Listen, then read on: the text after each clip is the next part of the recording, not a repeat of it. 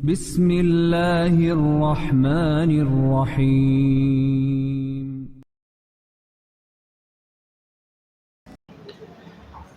Alhamdulillah wassalatu wassalamu ala rasulillah wa ala alihi wa sahbihi wa mawalah wa la hawla wa la quwata illa billahi wa ba'd. Baik, kita lanjutkan. Kajian kita masih membahas kitab Bulughul Maram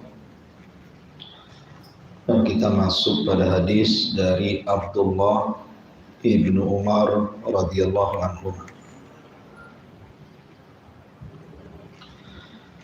An Abdullah ibn Umar radhiyallahu anhuma qala qala Rasulullah sallallahu alaihi wasallam rahimallahu imra'an shalla arba'an qabla al-'asr. Rawahu Ahmad wa Abu Dawud wa Tirmidzi wa hassanahu wa Ibnu Huzaimah wa sahhahahu. Dari Abdullah ibn Umar radhiyallahu anhu, dia berkata, Nabi sallallahu alaihi wasallam bersabda, semoga Allah merahmati seseorang yang salat 4 rakaat sebelum asar. Hadis ini dikeluarkan Imam Ahmad, Abu Dawud, Tirmidzi dan dihasankannya serta Ibnu Huzaimah dan mensahihkannya. Hadis ini pendapat yang kuat adalah hadis yang lemah. Hadis ini adalah hadis yang lemah karena dalam sanadnya ada Muhammad ibn Muslim ibn Mihran. Walaupun demikian, Al-Imam Daruqutni beliau mengatakan la ba'sa bihi, tidak mengapa. Tetapi Abu Zur'ah mengatakan hadisnya wahin. Wahin itu artinya lemah. Bahkan hadis ini juga diriwayatkan Abi Dawud At-Tayalisi dan Ibnu Adi mengingkarinya dalam kitab Al-Kamil dan juga Adz-Dzahabi dalam kitab Al-Mizan dan mengatakan hadis ini dhaif, la yathbut, tidak tetap dari Nabi. Intinya hadis ini lemah. Tetapi sebagian fuqaha ahli fikih menjadikan dalil hadis ini sebagai sunnahnya tatawu, melaksanakan salat tatawu 4 rakaat sebelum asar. Tetapi sekali lagi pendapat yang kuat bahwa hadis ini lemah. Cukuplah hadis yang sahih di mana Nabi sallallahu alaihi wasallam mengatakan baina kulli adzanaini salatun. Setiap pertengahan 2 adzan, maksudnya adzan dan qomat itu ada salat 2 rakaat. Jadi cukup kita melaksanakan salat 2 rakaat sebelum asar, maksudnya setelah adzan sebelum qomat gitu ya. Itu keterangan para ulama. Wallahu a'lam. Taib, kita lanjut. An Abdullah ibn Mughaffal al-Muzani radhiyallahu anhu qala qala Rasulullah sallallahu alaihi wasallam sallu qabla al-maghrib sallu qabla al-maghrib thumma qala fi thalithati liman syaa.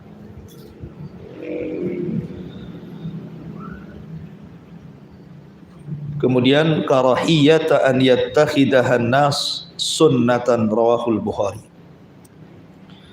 Dari Abdullah ibn Mughaffal al-Muzani, beliau mengatakan Rasul sallallahu alaihi wasallam bersabda, salatlah kalian salat sunnah sebelum maghrib. Salatlah kalian salat sunnah sebelum maghrib. Dan ucapan yang ketiga kata Rasul, bagi yang mau saja. Kenapa? Karena Rasul khawatir manusia menjadikannya sebagai sunnah yang tetap. Jadi ada kalimat bagi yang mau, dan hadis ini dikeluarkan Imam Bukhari. Dalam riwayat Ibnu Hibban, anna Nabiy sallallahu alaihi wasallam shalla qabla al-maghribi rak'atain. Nabi salat sebelum maghrib 2 rakaat.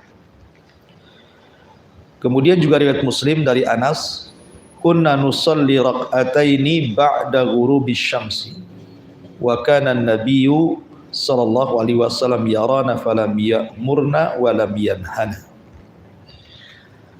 Kata Anas bin Malik radhiyallahu an, kami dulu salat 2 rakaat sebelum terbenam matahari. Maksudnya setelah azan sebelum qomat gitu ya. Nabi melihat kita, tapi Nabi tidak menganjur dan tidak melarang. Nabi membiarkan gitu ya. Maka dari 3 riwayat ini, kata para ulama, bahwa sahabat Nabi sallallahu alaihi wasallam itu kanu yabtadiruna as-siwara yusalluna hatain rak'ataini. Mereka setelah azan maghrib segera mendekati tiang, kemudian mereka langsung melaksanakan sholat 2 rakaat.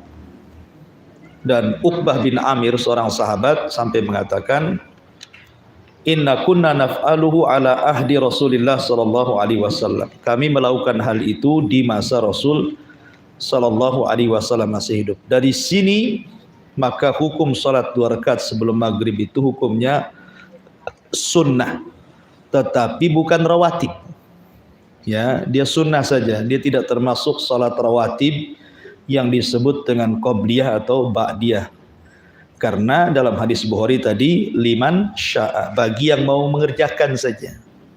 Jadi masuknya kepada salat nafilah, bukan salat rawatib.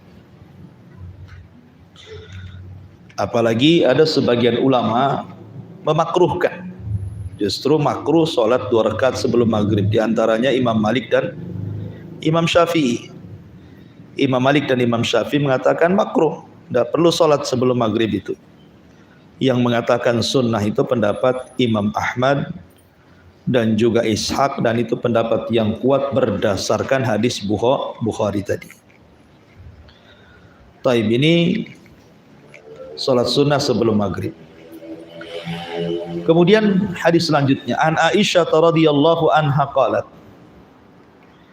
kana an-nabiy sallallahu alaihi wasallam yukhaffifu rak'ataini allataini qabla salati subhi hatta inni aqul aqra'a bi ummil kitab, muttafaqun alaih. Dari Aisyah radhiyallahu anha, beliau berkata, Nabi sallallahu alaihi wasallam meringankan salat 2 rakaat sebelum salat subuh, sampai kami atau aku, kata Aisyah, menyangka bahwa apakah Nabi hanya membaca Fatihah saja, karena saking cepatnya salatnya gitu kan. Kayaknya Nabi membaca Fatihah langsung ruku, seolah-olah seperti itu. Lah dari sini sudah saya terangkan bahwa 2 rakaat fajar itu dilakukan dengan rakaat yang ringan, karena di waktu itu bukan tempat memanjangkan salat atau memperbanyak salat sunnah. Karena inti salat itu adalah salat subuh. Salat 2 rakaat fajar itu hanya muqaddimah, supaya ketika salat subuh kita semangat. Karena sudah ada gerakan-gerakan, makanya tidak disunnahkan kecuali 2 rakaat saja sebelum subuh atau salat sunnah fajar itu, jangan panjang-panjang. Dikhawatirkan kalau panjang-panjang nanti masuk ke salat wajib, salat subuh, kita sudah kecapean, sehingga kita mendahulukan yang sunnah daripada yang wajib. Dan ini salah. Harusnya yang wajib didahulukan dibandingkan yang sunnah. Makanya kata para ulama, istadalla ahlul ilmi bihadal hadithi ala istihbabi takhfifi rak'atai al-fajri hatta annal imam atau innal imam Malikan qala ama ana fala azidu ala ummil Quran. Jadi para ulama menyunahkan, meringankan 2 rakaat fajar, sampai Imam Malik mengatakan, adapun saya tidak pernah menambah kecuali Al-Fatihah saja.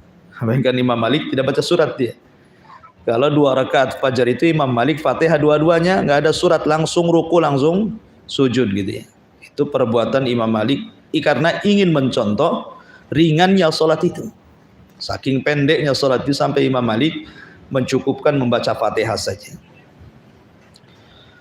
Walaupun demikian ada juga ulama yang membolehkan memanjangkan sedikit seperti Hasan Al-Basri, Atha, beliau mengatakan la ba'sa bitatwilihima, tidak mengapa memanjangkan sedikit gitu ya.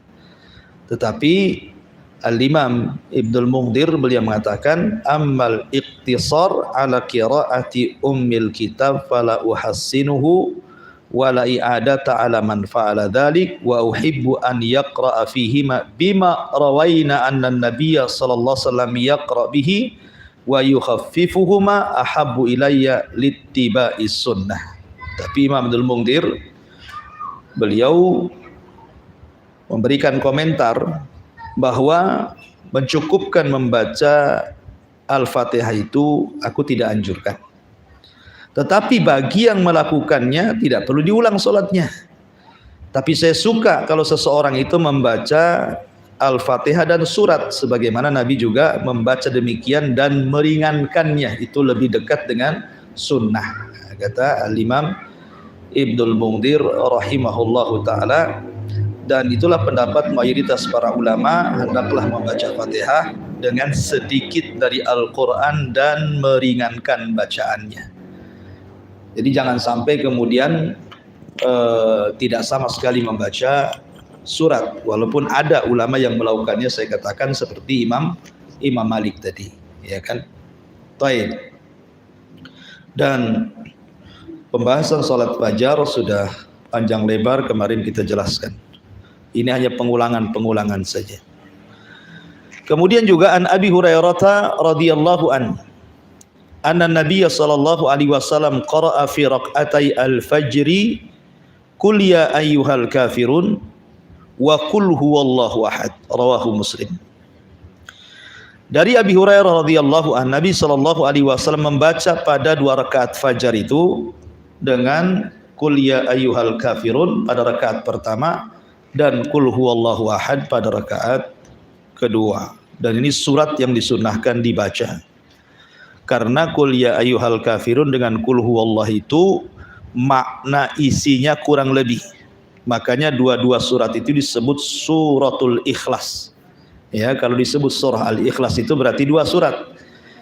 Pertama qul huwallahu ahad itu disebut suratul Ikhlas.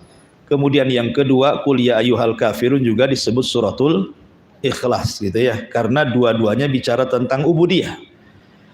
Ya, ubudiyah kepada Allah Subhanahu wa ta'ala, dan isinya sama, membantah keyakinan ahli kitab dan juga orang-orang musyrik soal peribadatan kepada Allah Subhanahu wa ta'ala. Tetapi di sana ada hadis lain di mana Nabi sallallahu alaihi wasallam terkadang membaca surah Al-Baqarah ayat 136 rakaat pertama, qulu amanna billah wa ma unzila ilaina, akhir surah Al-Baqarah 136. Kemudian rakaat yang kedua biasa membaca Ali Imran 64. Qul ya ahlal kitab ta'alau ila kalimatin sawa, ya. Ada riwayat seperti itu. Membaca akhir Al-Baqarah 136, kemudian rakaat yang kedua Ali Imran 64. Itu berdasarkan riwayat Muslim dari sahabat Abdullah bin Abbas radhiyallahu anhu. Atau terkadang membaca Al-Imran 52, amana billah wa syad bi anna muslimun. Kadang-kadang Rasul membaca itu juga. Taib. Kemudian juga menunjukkan bahwa yang dibaca Nabi SAW itu tidak panjang. Ya kan, ringan kan, qul ya ayyuhal kafirun kan sebentar aja baca. Apalagi qul huwallahu, ya kan, itu sudah di luar kepala tuh. Jadi cepat bacanya.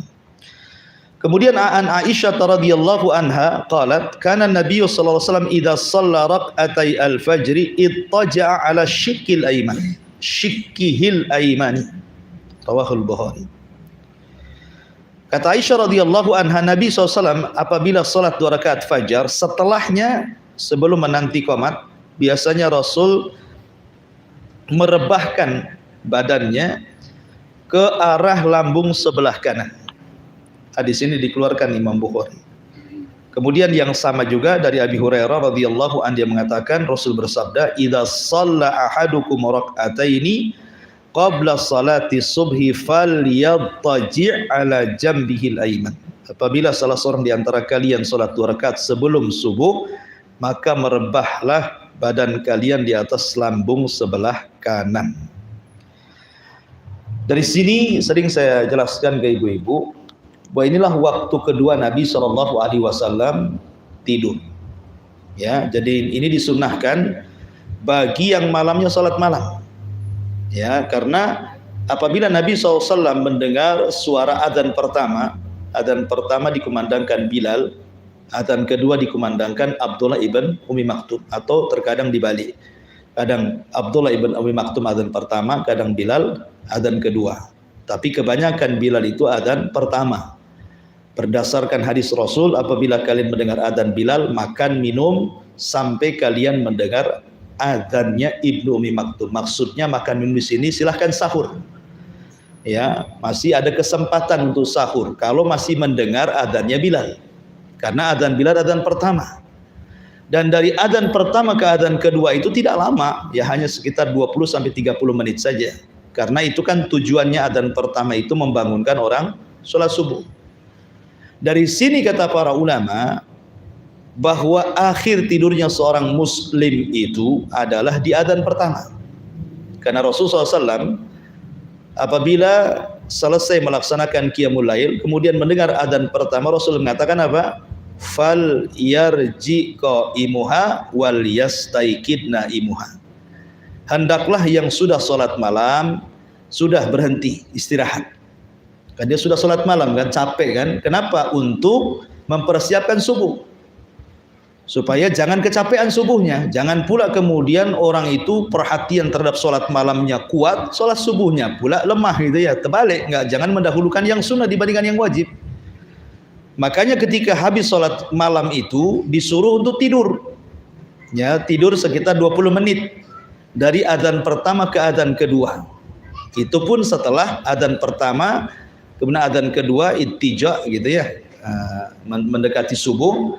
Makanya Rasul mengatakan falyarji qaimuha, hendaklah orang-orang yang sudah sholat malam istirahat, tetapi yang tertidur bangunkan. Kata Rasul gitu ya, yang tertidur dibangunkan. Menunjukkan akhir tidurnya seorang muslim itu di adzan pertama 20 menit sebelum subuh. Itu paling akhir itu tidurnya seorang muslim itu. Artinya kalau lebih daripada itu ya melampau kan itu ya. Karena itu akhir tidurnya seorang muslim di adzan pertama. Karena persiapan sholat subuh. Tapi yang malamnya qiyamul lail, maka justru terbalik, suruh tidur. Ya. Tidur. Kalau ada orang mengatakan, Ustaz tidur dari adzan pertama ke adzan kedua cuma 15 menit sampai 20, bablaslah subuhnya kan gitu ya. Beda. Kenapa? Cara tidurnya. Makanya di sini dijelaskan cara tidurnya berdasarkan riwayat Aisyah dan juga Abi Hurairah. Cara tidurnya itu miring ke lambung kanan, kemudian telapak tangannya dijadikan bantal. Ya, jadi begini ya, miring ke lambung kanan. Itu tidur cara seperti itu tidak akan nyenyak, gak akan nyenyak tidur seperti itu. Ya, karena lambungnya tergencet sehingga kalau terdengar suara pasti akan terkejut dia, mudah bangun maksudnya. Ya, karena itu sebenarnya bukan tidur, maksudnya untuk istirahat saja. Tapi kalau tertidur pun tidak ada masalah, karena Rasul terkadang tertidur sampai ngorok juga. Ya, walaupun hanya 15 sampai 20 menit itu kan. Karena supaya ketika sholat subuh itu sudah fresh lagi gitu ya. Sehingga sholat malamnya tidak mempengaruhi sholat subuh. Jadi itu penting seseorang itu bagi yang qiyamul lail, menghabiskan malamnya untuk qiyamul lail, istirahat 20 menit sebelum subuh. Dengan cara apa? Tidur ittija. Ittija ini sunnah hukumnya, ya. Tetapi kalau bisa jangan di kasur, ya kan. Jangan pula AC dibuat 16, bantal pula buk empuk, telentang, bola bablas jam 7 bangun lah ya kan. Jadi itu sunnah hukumnya. Makanya Imam Syafi'i rahimahullahu taala ketika menjelaskan hukum ittija setelah 2 rakaat fajar itu, kata Imam Syafi'i istihbab, hukumnya sunnah. Hukumnya sunnah setelah melaksanakan 2 rakaat fajar. Ya. Tetapi apakah kemudian tidur ittija itu juga disunnahkan di rumah ataukah di masjid? Ya, karena ini kan Nabi SAW biasanya melakukannya di masjid. Ya.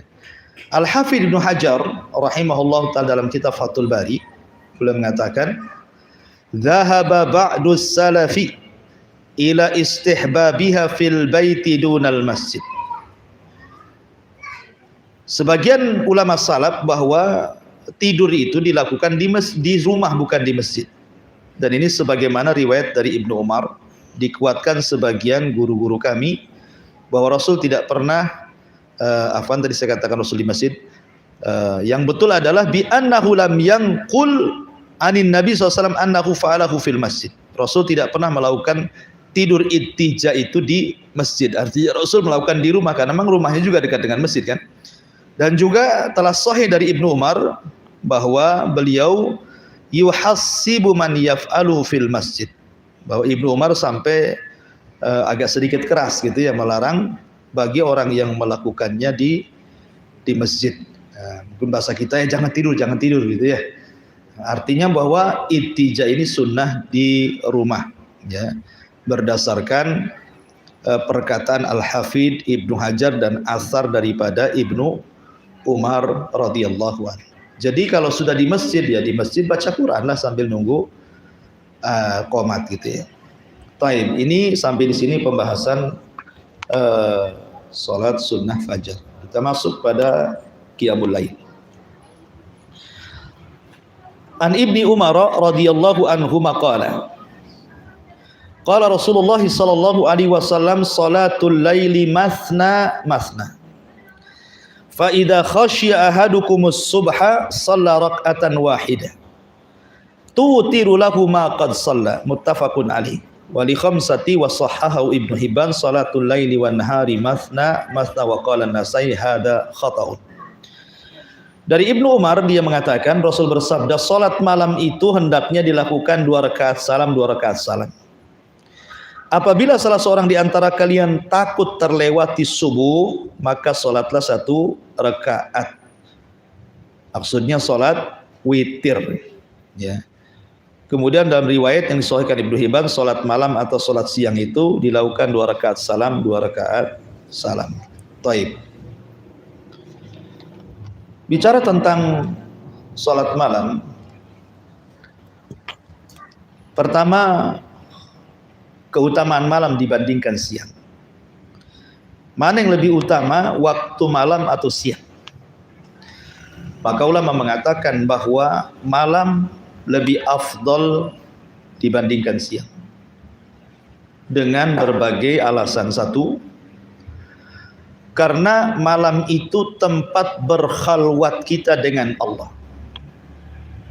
Malam itu tempat berkhalwat kita dengan Allah. Di siang hari susah berkhalwat dengan Allah. Kenapa? Karena semua orang terbangun.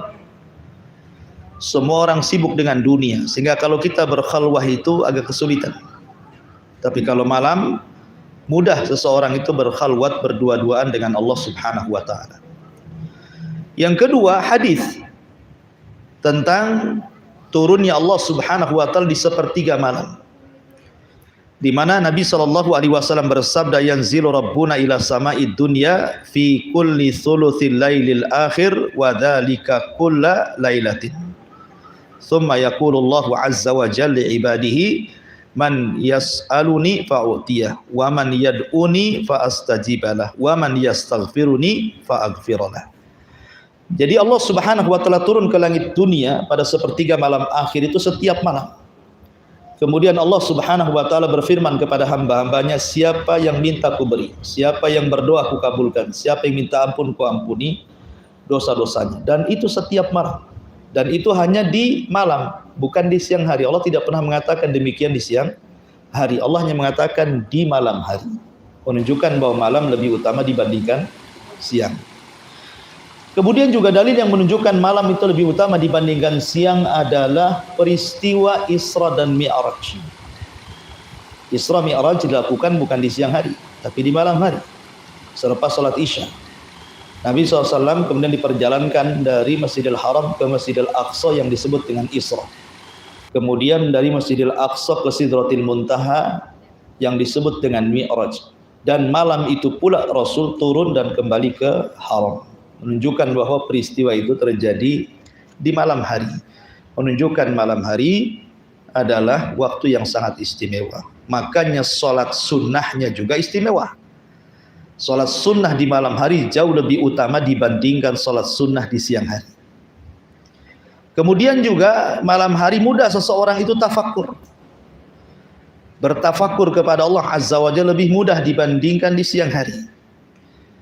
Makanya Allah mengatakan inna fi khalqis samawati wal ardi wa ikhtilafil laili wan nahar la ayati liulil albab. Ketika turun ayat ini, Nabi SAW menangis dari Isya sampai subuh. Ya. Kenapa? Karena merasa sedih gitu ya. Merasa sedih ketika dia turun ayat ini tentang pentingnya tafakur melihat kaun alam semesta ini. Ini diantara keutamaan malam dibandingkan siang. Adapun berkenaan dengan Qiyamul Lail, Qiyamul Lail ini sebenarnya kapan diperintahkan? Kita tahu bahwa Qiyamul Lail diperintahkan ketika turun surat kepada Nabi SAW, surah Al-Muzammil. Ya ayyuhal muzammil qumil laila illa qalila nisfahu aw inqus minhu qalila aw zid alaihi warattilil qur'ana tartila. Jadi ketika turun surah Muzammil ini, dan ingat surah Muzammil itu ada yang mengatakan surat ketiga, ada yang mengatakan surat keempat secara tartib nuzulnya Quran. Secara tartib turunnya Quran itu kita tahu bahwa secara ringkas surat yang pertama turun adalah suratul Alaq, itu pun 5 ayat saja. Kemudian yang kedua surah Al-Mudaththir, itu pun 5 ayat saja. Kemudian yang ketiga khilaf, apakah surah Nun dulu, Nun wal qalami wa ma yasturun, ataukah Al-Muzammil dulu? Ada yang mengatakan Al-Muzammil dulu baru surah Nun.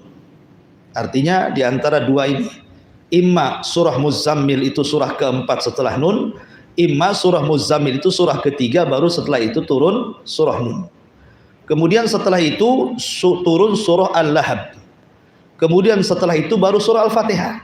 Jadi surah Al-Fatihah itu surah ke-6 yang turun. Nah, baru setelah itu, baru secara tertib turunlah surat-surat ayat-ayat sampai 30 juz selama 33 tahun.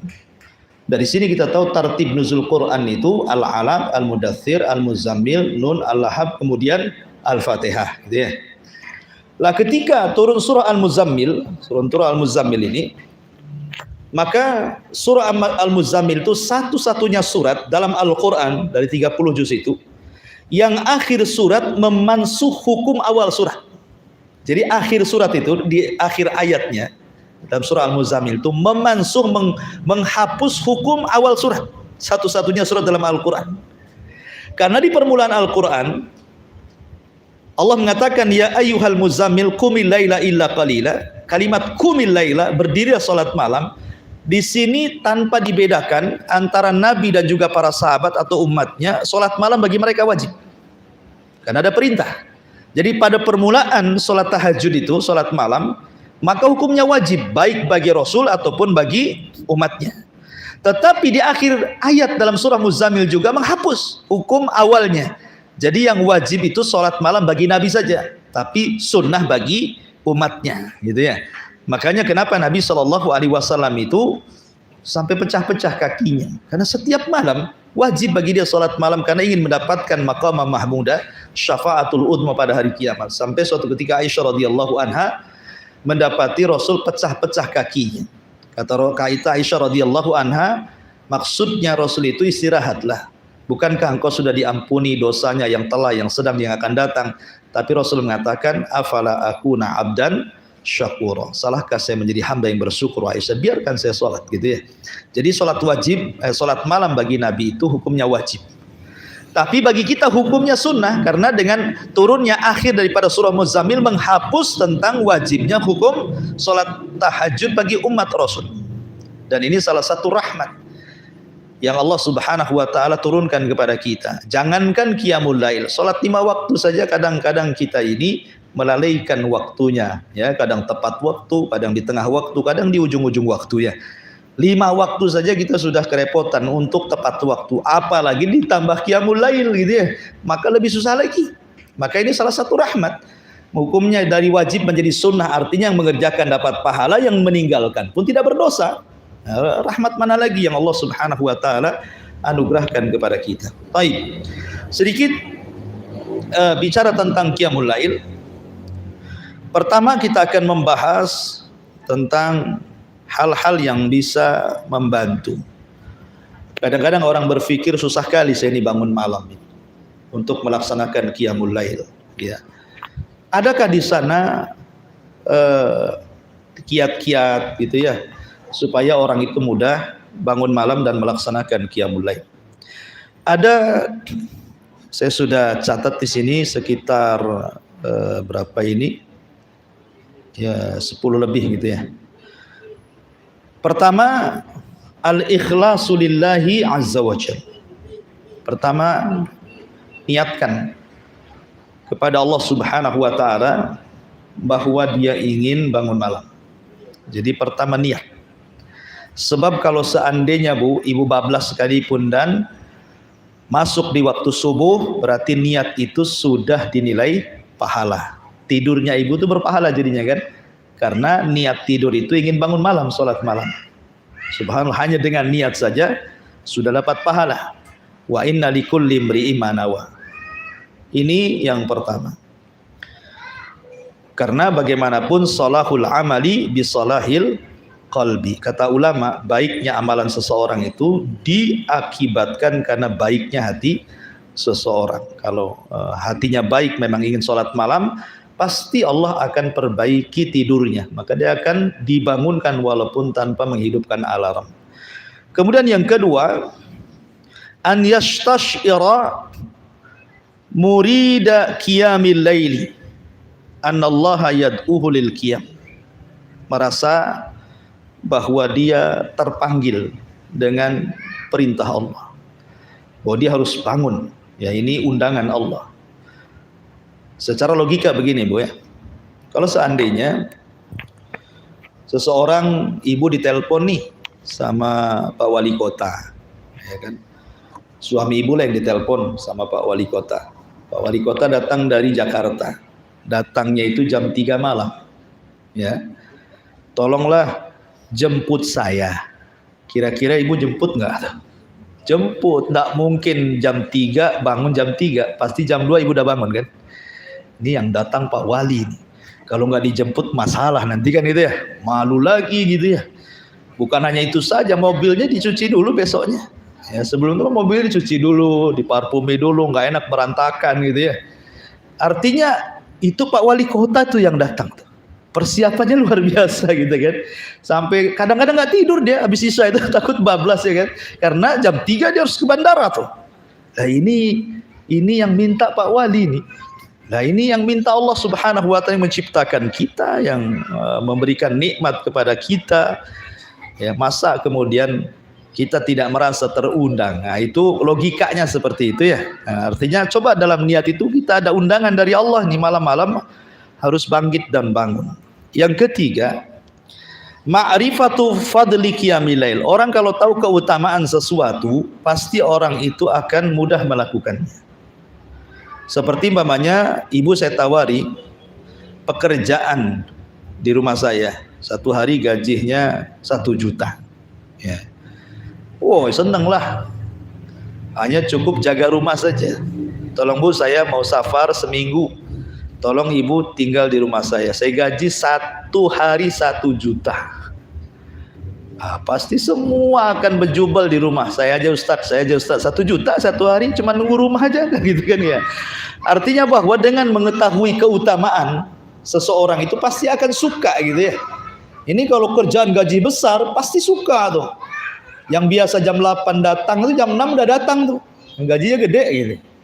Maka dengan mengetahui tentang keutamaan pahala orang yang qiyamul lail, pasti orang itu akan tergugah untuk qiyamul lail. Pahalanya besar qiyamul lail itu.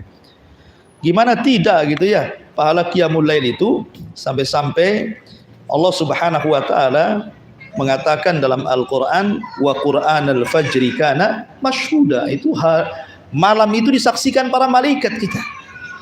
Dan didoakan lagi oleh semua malaikatnya akan dosa-dosa kita gitu ya. Dengan cukup kita tegak qiyamul lail. Dan ingat bahwa qiyamul lail itu bukan terfokus kepada sholat malam saja. Qiyamul lail itu bukan terfokus pada sholat saja. Tapi qiyamul lail itu ada 6 perkara disebut qiyamul lail. Pertama, ibu bangun kemudian berzikir. Itu disebut qiyamul lail. Ibu bangun, ibu baca alhamdulillahilladzi ahyana ba'da ma amatana wa ilaihi nusyur. Ketika ibu berdoa di tengah malam bangun dari tidur, belum lagi sholat malam, doa saja berzikir itu sudah dianggap ibu sudah qiyamul lail. Yang kedua, berwudu. Ketika seseorang berwudu, maka ibu sudah melakukan qiyamul lail. Kemudian setelah berwudu, ibu melakukan zikir. Ya, zikir tasbih, tahmid, takbir, tahlil, itu qiyamul lail. Kemudian ditambah-tambah salat. Maka itu juga termasuk qiyamul lail. Kemudian yang kelima, berdoa. Maka itu termasuk qiyamul lail. Yang keenam, istighfar, perbanyak istighfar, itu juga qiyamul lail. Jadi 6 perkara ini disebut qiyamul lail.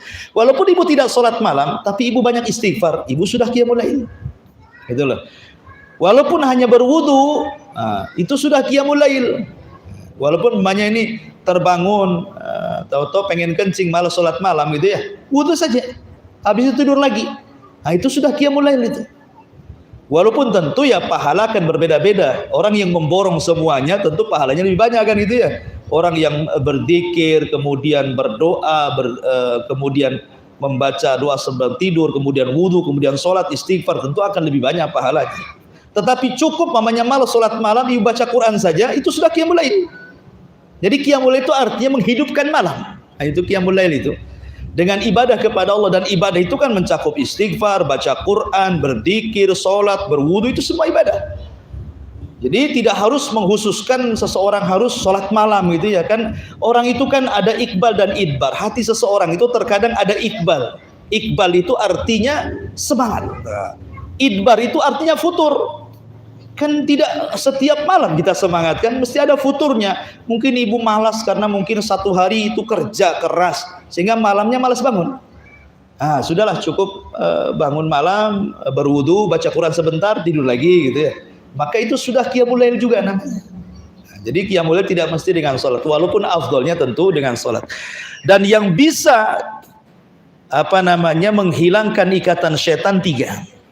Ya, 1, berzikir setelah bangun tidur, alhamdulillahilladzi ahyana ba'da ma amatana wa ilaihin nusyur, maka hilang 1 ikatan.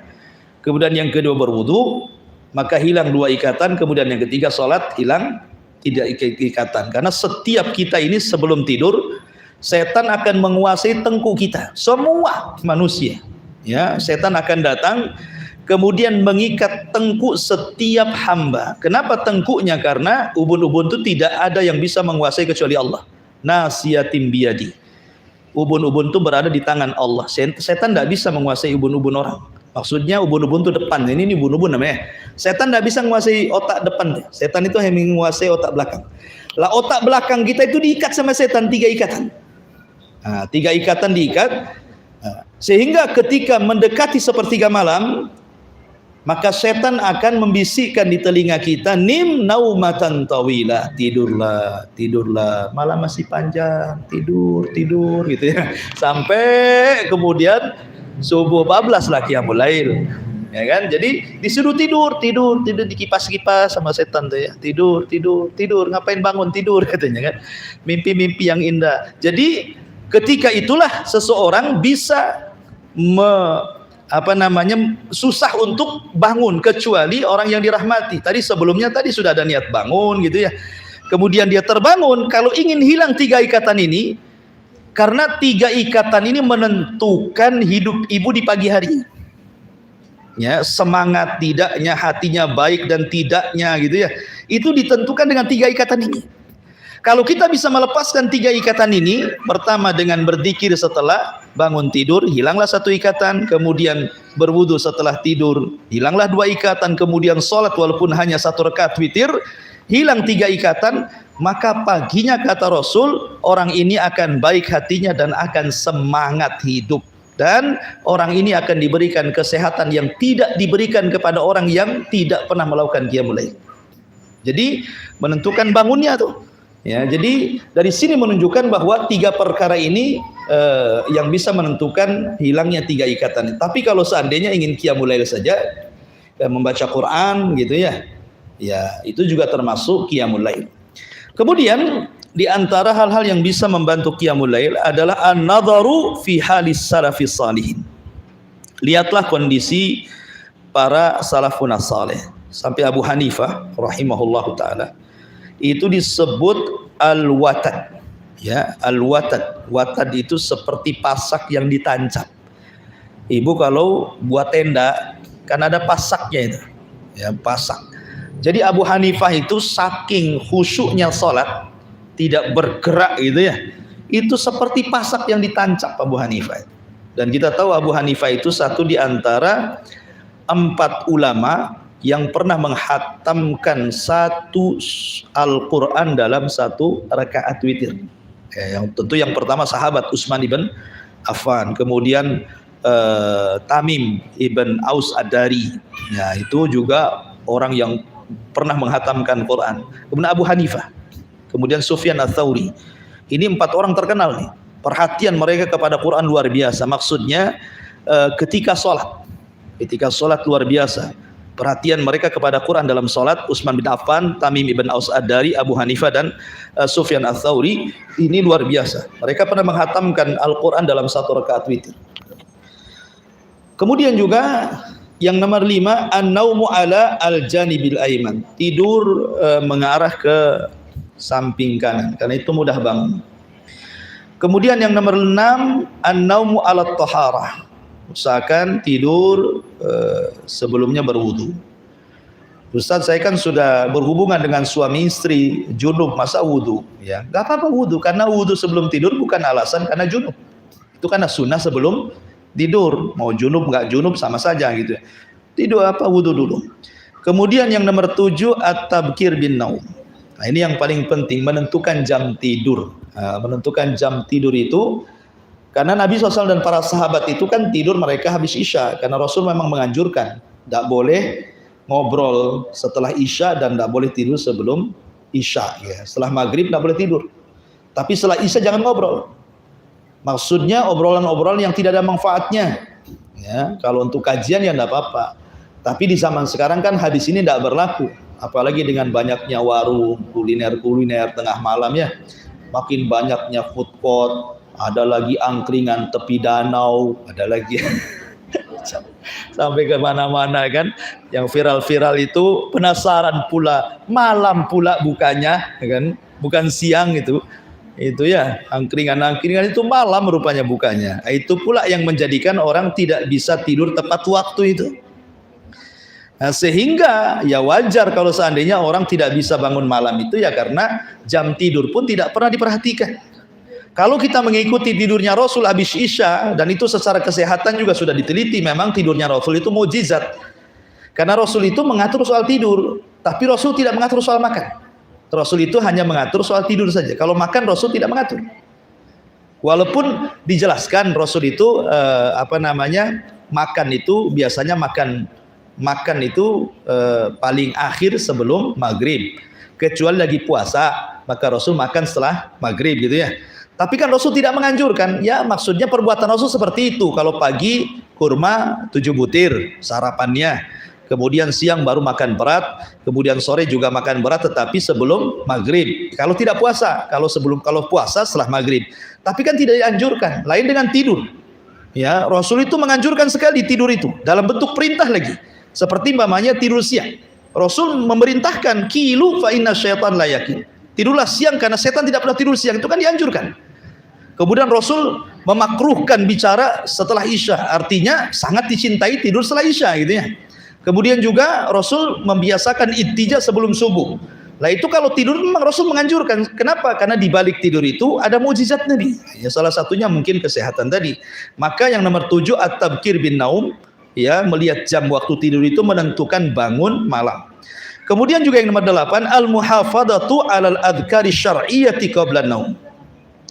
Berusaha untuk menjaga zikir-zikir syar'i sebelum tidur, terutama surat-surat perlindungan jangan lupa dibaca. Qul a'udzu birabbin nas, qul a'udzu birabbil falaq, qul huwallahu ahad, ayat kursi, kemudian diusap dari kepala sampai kaki dan itu dilakukan 3 kali. Karena itu bisa menghindari dari mimpi-mimpi syaitan, mimpi-mimpi buruk dari syaitan. Kemudian yang nomor 9 al-harsu ala naumati al-kailulati bin nahar. Upayakan tidur siang, karena dengan tidur siang itu akan memudahkan bangun malam. Tidur siang itu tidak harus berjam-jam. Namanya kailulah itu kan 15 sampai 20 menit saja, dan itu pun tidak harus nyenyak. Ya. Tidur kailulah itu kan sekitar sebelum zuhur, jam-jam segini nih. Ya, jam-jam segini disebut kailulah ini. Harusnya ibu tidur, ngapain tak ngaji sini? Artinya bukan tidur kailulah itu hanya untuk direbahkan saja. Jadi ibu capek nih aktivitas di rumah, nyapu, ngepel, masak, nyuci apa semua kan. Sebelum tidur direbahkan, itu maksudnya. Direbahkan supaya malamnya mudah bangun gitu. Kemudian juga yang nomor 10 istinabu kathratil akli wasyurbi. Nah, ini jauhi memperbanyak makan dan minum. Padahal ini di siang hari, kita ini makan minumnya di malam hari pula. Gimana mau bangun gitu ya. Maksudnya jangan terlalu kenyang di siangnya, malamnya mudah tidur. Ini di malam hari dikenyangkan gitu ya. Makanya siangnya yang tidak tidur, malamnya nyenyak tidur gitu. Nah, kemudian juga yang nomor 11 mujahadatun nafsi anil qiyam. Ya, berusaha untuk sungguh-sungguh bangun walaupun ya ada upaya lah. Sekarang kan enak punya ada alarm yang bunyinya kencang sekali, beli. Kalau memang dengan itu kita bisa bangun. Ya, karena wasilah yang mubah itu jadi ibadah kalau digunakan untuk ibadah. Ibu beli alarm itu kan mubah saja, tapi kalau untuk membangunkan qiyamul lail jadi sunnah tuh. Jadi berpahala gitu, perkara mubah jadi pahala karena untuk sebuah pahala. Kemudian juga istinabudz dzunubi wal ma'asi. Upayakan jauhi dosa dan maksiat di siang hari karena itu yang melemahkan di malam hari untuk bangun malam. Ya. Termasuk juga ingat muhasabatun nafsi wa taubihuha ala tarkil qiyam. Introspeksi diri dan buruknya orang itu kalau tidak pernah bangun malam. Wallahu alam, ini hal-hal yang bisa membantu orang untuk bangun malam.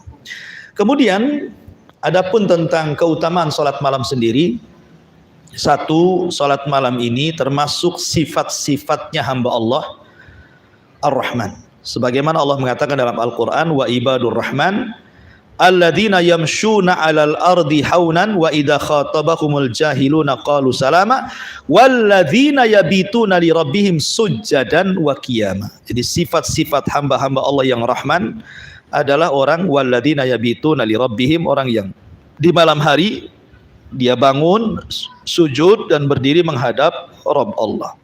Kemudian yang kedua, di antara keutamaan qiyamul lail adalah memperoleh manzilatul aliyah, tempat yang sangat tinggi, di mana dalam sebuah hadis Allah Subhanahu wa taala akan menyediakan satu ghuraf.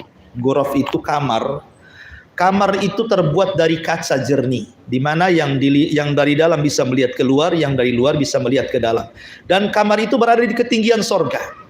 Jadi istana di bawah, kamar itu di atas.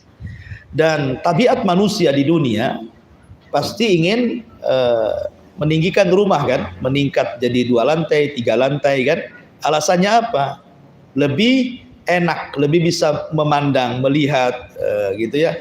Lah, tahu Allah Subhanahu wa taala tabiat manusia di dunia itu kesukaannya seperti itu. Karena bagaimanapun sorga itu kan miniatur dunia. Ya, ke apa yang dikehendaki manusia di dunia itu di sorga Allah capaikan, gitu ya. Jadi orang-orang yang nggak kecapai di dunia, kapan saya beli apartemen Habibie yang lantai akhir itu kan, paling atas gitu kan. Ibu tahu keinginannya seperti itu, maka Allah buatkan ghuraf di atas. Ya, di sorga itu Allah buatkan kamar yang sangat indah, dan kamar itu bisa memandang view-nya sorga. Makanya kenapa yang namanya sebuah villa itu ya, yang di puncak-puncak itu mahar harganya, bukan harga bangunannya. Kadang harga bangunannya tidak sampai 500 juta gitu ya. Kenapa harganya sampai MM-an ya? Itu karena view-nya saja sebenarnya yang buat mahal tuh. Jadi hati manusia itu memang pengen seperti itu. Maka Allah Subhanahu wa taala kabulkan di akhirat. Dibuatnya sebuah kamar yang indah yang disebut dengan ghuraf. Nah, ketika sahabat bertanya, Rasul, ghuraf itu untuk siapa? Apakah untuk para nabi? Kata Rasul, bukan. Ghuraf itu kata Nabi SAW bukan untuk para nabi, tetapi orang yang atobal kalam. Pertama, orang yang santun cara bicaranya. Wa ada masyam, orang yang suka berpuasa sunnah. Wa it'amat ta'am, orang yang suka kasih sedekah makan fuqara wal masakin. Wassalatul laili wan nasu niyam, dan juga untuk orang yang senantiasa salat malam di tengah-tengah manusia sedang tidur. Nah, jadi ghuraf itu diberikan kepada orang yang qiyamul lail. Makanya di sini di antara keutamaan salat malam itu mendapatkan keutamaan yang tinggi di hadapan Allah kelak di sorga yang penuh dengan kenikmatan. Kemudian yang nomor 3, ijabatud doa. Tadi sudah saya sebutkan hadisnya, bahwa di sepertiga malam itu Allah turun ke langit dunia dan menawarkan kekuasaan, menawarkan kekayaan, menawarkan ampunannya. Tidak ada malik, raja dunia sekaya apapun, sebutkan raja mana, sejak zaman dulu sampai hari ini, pemimpin negara, raja gitu ya, yang menawarkan kekayaannya diberikan majanan cuma-cuma kepada rakyatnya. Nggak ada ceritanya tuh. Nah, pamannya presiden kita nih menawarkan kekayaannya, siapa yang miskin datang ke rumah gitu ya, ambil beras tiap hari. Nggak ada ceritanya itu. Ya paling kalaupun ngasih pakai anggaran gitu ya, bukan pakai uang pribadi. Kalau pakai uang pribadi ya sekali-kali lah. Ya, tetapi kalau setiap hari, apa nggak bankrupt gitu ya? Ngasih beras orang miskin setiap hari pakai kekayaan dia, walaupun dia presiden, walaupun orang kaya pun pasti bankrupt. Ya, kecuali orang yang yakin akan yang diganti oleh Allah Subhanahu wa taala. Ini pengalaman saya waktu di Yaman. Pengalaman, masya Allah, ada orang kaya di Yaman itu, di Taiz, daerah Taiz itu. Jadi dia menguasai pabrik-pabrik makanan se-Yaman. Mungkin bahasa kita kayak ciki, minuman kaleng, apa dikuasai dia semua. Jadi perekonomian di Yaman itu dikuasai orang kaya ini, di Taiz, ya, daerah Yaman tuh. Jadi kita sebagai thalabatul ilmi, jadi banyak para thalabatul ilmi itu yang mengajukan takdim. Takdim itu proposal bahasa kitanya ya. Datang ke orang kaya ini, kemudian nanti cukup dikasih tanda tangan. Nanti diambil uangnya itu di bank tadamun namanya. Dan setiap hari yang minta itu, karena saya pengalaman ke sana juga masalah ini. Waktu itu dengan Ustaz Aswa, dengan beberapa asatidz di sinilah ke sana, pengen tahu sebenarnya kan. Kok ada orang sedermawan itu? Rupanya ketika kita datang dan meminta kepada dia itu hanya diperbolehkan saat dia habis qiyamul lail. Karena orangnya hafal Quran. Sudah kaya hafal Quran, ya. Jadi nunggu dia sholat malam dulu gitu. Jadi orang tuh udah antri itu ratusan orang, setiap hari ratusan orang. Dan paling sedikit, bukan kayak kita ngasih 20.000, enggak gitu ya. Jadi sekali ngasih itu 2 juta, 3 juta, 5 juta sesuai dengan kebutuhannya. Bayangkan kalilah berapa ratus orang setiap malam. Setiap malam tuh.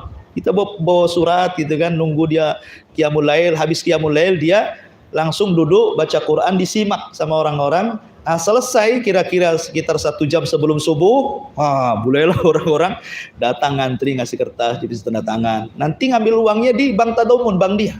Setiap hari. Ya, saya belum pernah selama seumur hidup saya itu orang yang paling dermawan kecuali orang itu. Sudah hafal Quran, orangnya pun sederhana. Kalau minta pun nunggu dia sholat malam dulu, habis itu didengarkan Al-Quran baru minta. Baru tanda tangan. Itu yang saya dapat ya di Yaman, orang kayak gini. Allahu alam ya, apa masih hidup atau sudah meninggal, sudah tua orangnya. Ya, tapi luar biasa gitu ya. Tetapi walaupun sedermawan manusia tidak bisa menyaingi Allah Subhanahu wa taala. Allah setiap sepertiga malam mengatakan, siapa yang berdoa aku kabulkan, siapa yang minta aku kasih, siapa yang minta ampun aku kasih ampunannya. Dan itu salah satu fadilah Qiyamul Lail. Kemudian yang nomor 4, di antara fadilah Qiyamul Lail adalah bab min abwabil khair, bahwa itu pintu dari pintu-pintu kebaikan, wa dalilun ala syukrillahi ala ni'amihi, dan itu dalil kita mensyukuri nikmat Allah. Nikmat Allah sudah banyak Allah berikan kepada kita, maka sebagai imbalannya maka Allah tidak menuntut apa-apa, hanya kita disuruh bangun sholat malam. Kemudian yang terakhir, yang kelima, bahwa sholat malam seafdol-afdolnya sholat sunnah dari sholat sunnah selain daripada di malam hari, artinya Qiyamul Lail. Wallahu a'lam. Banyak fadilah-fadilah yang berkaitan dengan sholat malam, dibaca sendiri dan cari sendiri. Ini di antara ringkasannya saja. Taib, sampai di sini kita buka tanya jawab dulu. Silahkan.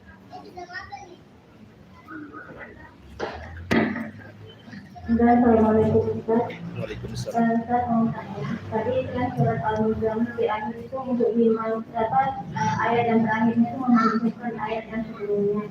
Berarti sebelumnya itu sahabat dan Rasulullah itu melakukan sholat Qiyamul Lail itu wajib bagi mereka.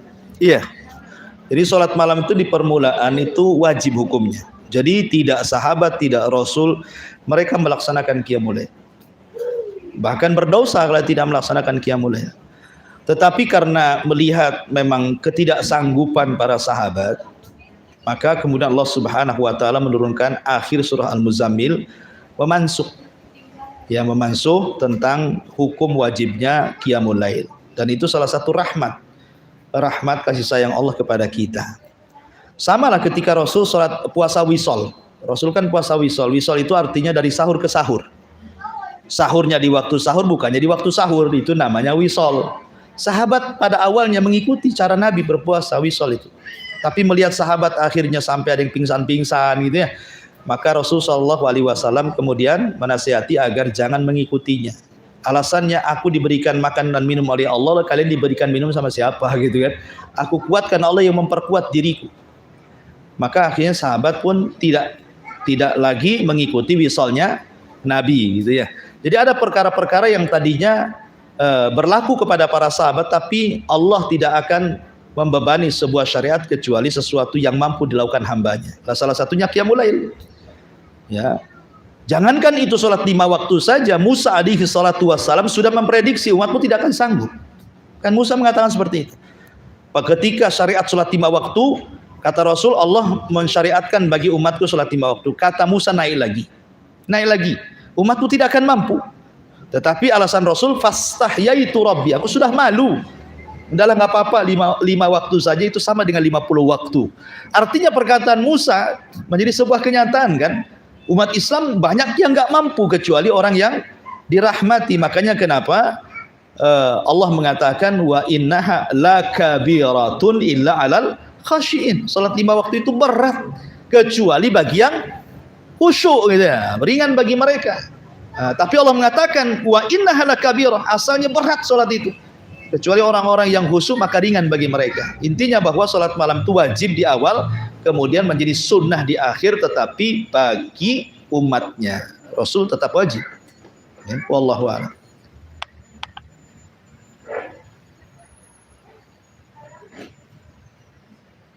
Ustaz mau nanya. Iya. Kalau tadi bilang bahwa Allah akan mengabulkan permintaan banyak. Bagaimana orang nanti dia masuk dirinya apa yang dia minta dikabulkan. Ya, alhamdulillah. Ada orang yang merasa berdoa tetapi tidak pernah dikabulkan. Boleh jadi doa itu kan semacam senjata. Kata Imam Ibnul Qayyim, doa itu semacam senjata. Senjata itu terkadang dia tajam, tetapi yang memainkannya tidak pandai. Maka percuma. Orang tidak pandai mana, ya meleset-meleset terus. Walaupun panahnya yang bagus, busurnya yang bagus. Ya. Ataupun mungkin orang yang memanah nih handal hebat, tapi busurnya dari tusuk gigi ya kan. Gimana mau dimainkan gitu kan? Artinya doa itu dari dua arah. Ya, dari dua arah, maksudnya senjatanya tajam, yang memainkan pun handal. Baru akan kena tuh sabetannya. Maka orang yang berdoanya pun harus baik. Menghindari makanan yang haram salah satunya kan.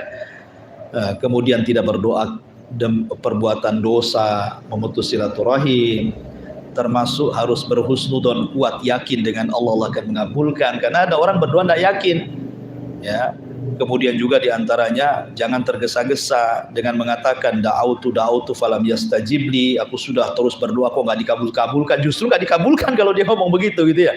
Jadi itu syarat-syarat itu harus. Kemudian doanya, doa dan waktu-waktunya itu juga diperlukan.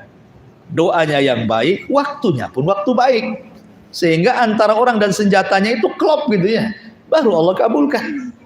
Tetapi ingat, semua doa itu pasti Allah kabulkan. Nggak ada doa yang tidak Allah kabulkan. Cuman pengabulannya itu kan terbagi menjadi 3. Ada yang cash kontan, kita minta langsung dikabulkan. Ada yang kemudian ditangguhkan untuk mengangkat derajat dia di surga. Ada yang dikabulkan dengan cara yang lain. Allah tidak memberikan permintaan, tetapi Allah menjauhkan dari bahaya. Contoh umpamanya, dia susah. Doanya, ya Allah luaskan rizki saya, luaskan rizki saya. Tetap saja nyewa rumahnya. Bukan berarti Allah tidak mengabulkan. Boleh jadi pengabulannya nggak seperti itu. Tapi pengabulannya mungkin orang ini jarang kena sakit, gitu kan? Sebab kalau seandainya dia sakit, kemudian permintaannya dikasih, percuma, karena nanti untuk biaya sakitnya sudah habis. Nah, gitu maksudnya, diberikan kesehatan, ketenangan, pengabulannya dengan cara yang lain. Ya, tidak mesti harus apa yang kita minta. Boleh jadi ada sesuatu yang jauh lebih baik pengabulannya dibandingkan yang kita minta. Nah, itu kadang-kadang kita suudzon saja sama Allah. Dengan diberikan kesehatan, dengan kita berdoa, kita minta uang 100 juta. Tetapi Allah Subhanahu wa ta'ala kemudian habis itu dikasihkan musibah bagi kita. Sakit, kanker, operasi lebih dari 100, habislah itu duit kan itu. Tetapi dengan diberikan kesehatan, walaupun tidak diberikan uang, itu lebih besar. Kenapa? Tidak merasakan sakit, tidak merasakan operasi, tidak merasakan tegang, tidak merasakan bingung mau mati atau nggak mati gitu kan. Artinya bahwa kenikmatan jauh lebih besar. Jadi begitu cara pengabulannya. Tapi tidak ada doa yang tidak dikabulkan. Orang kafir saja dikabulkan. Iblis lo berdoa dikabulkan. Ya Allah, tangguhkan usiaku sampai hari kiamat. Itu doa bukan? Doa. Dikabulkan tidak? Dikabulkan. Iblis lo dikabulkan. Apalagi kita bukan iblis. Ya, kalau iblis saja doa dikabulkan, bagi manusia. Ya, apalagi kita orang yang beriman, orang Islam. Tetapi ya tadi harus melihat bahwa ada hikmah-hikmah kenapa tidak lekas dikabulkan itu. Ada hikmah-hikmahnya. Kita harus mencari di sekitar kita. Wallahu a'lam. Bismillah, Assalamualaikum warahmatullahi wabarakatuh. Waalaikumsalam. Ustaz, menanggapi tentang tidur di pijak. Tapi Ustaz, mana yang lebih utama setelah kita melakukan sholat fajar itu, kita beristighfar minta ampun atau kita melakukan sunat tidur di pijak itu? Lihat kondisi ibu. Ibu ini kalau sholatnya umpamanya bangun separuh malam. Rasul itu kan sifat sholatnya 2 waktu. Pertama Rasul tidur separuh malam, kemudian dia qiyamul lail separuh malam. Atau Rasul tidurnya 2/3 malam, kemudian 1/3 malamnya beliau bangun. Dan itu disyaratkan dalam surah Muzammil, nisfahu, separuh malam. Rasul tidur, separuhnya Rasul qiyamul lail.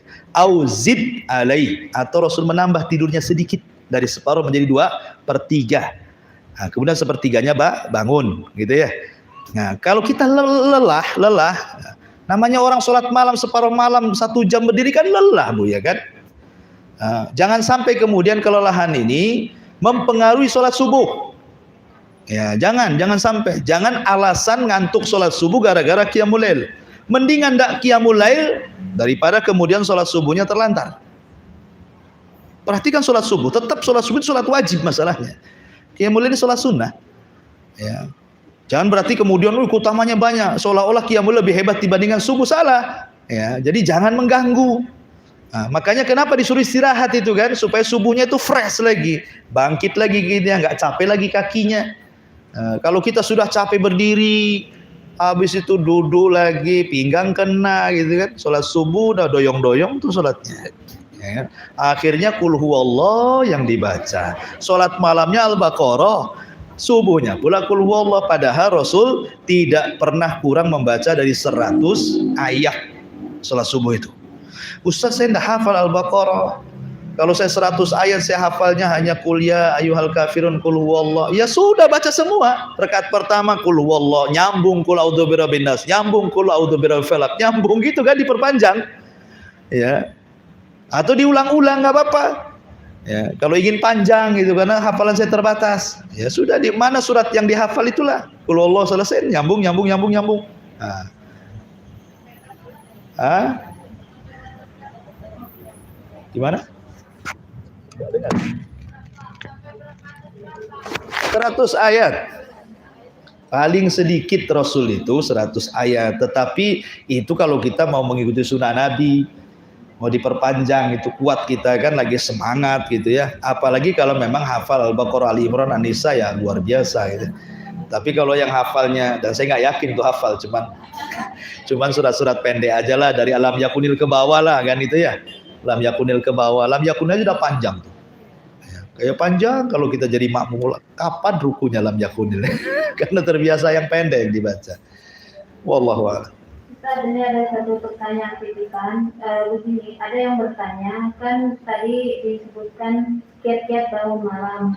Nah, salah satunya wudhu sebelum tidur. Nah, ada kadang-kadang beliau ini sudah berwudhu, tapi dia kentut lagi, wudhu kentut lagi. Jadi bagaimana itu? Kentutan orangnya. Iya, alhamdulillah.